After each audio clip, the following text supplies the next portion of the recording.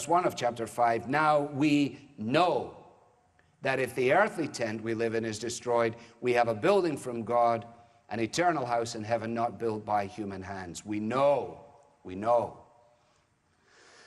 The Christian faith engages our minds.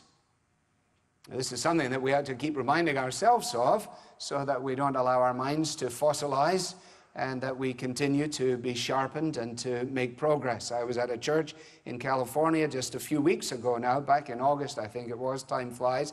And I went there, I had a Sunday free, and I was staying with friends, and I went down to the church, and I was excited because I get to go now, and I don't have to do anything at all except do whatever they tell me to do. And so I sat there, and I waited for it to begin.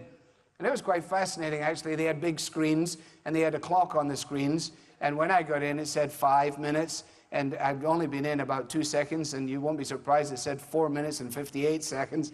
And then it counted down, and eventually when it counted down, 10, 9, 8, 7, 6, and just right on the moment of time, the band began, and I was waiting for David Letterman at that point. Anybody, I didn't know what was going to happen next. And then eventually the band did what it did, and then the person who was to lead the praise, his opening gambit was this.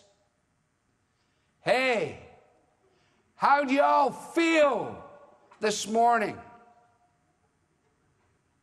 Well, that was enough for me. I was ready. We could have had the benediction right there. That was so good.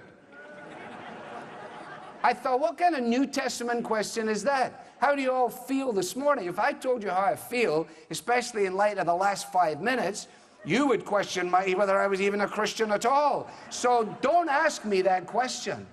Ask me what I know. Ask me what I know. Don't ask me what I feel about myself. Ask me what I know about God. Ask me what I know about His Word. Ask me what I know to be a verity that can deal with my soul. That's what I need. Don't make me sing songs about how I feel. Don't. The silly, repetitive songs again and again. I just want to praise you, lift my hands and say I love you. You are everything to me. Goodness, at 8:30 on a Sunday morning, I'm barely ambulatory. I can't start there.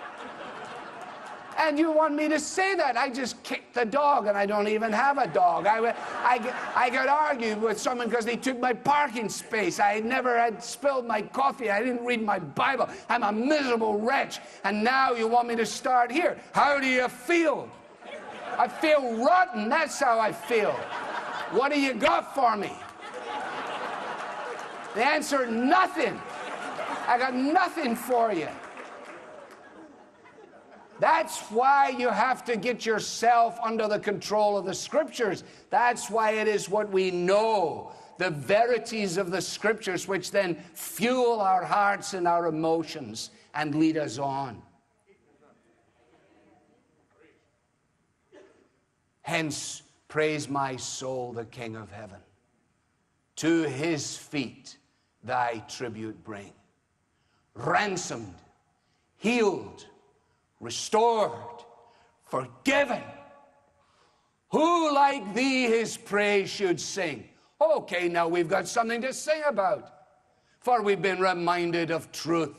You've been ransomed. You've been healed. You've been restored. You've been forgiven. You're looking away from yourself. Now you're looking out unto Christ. And it is in this that we have something that fuels our praise.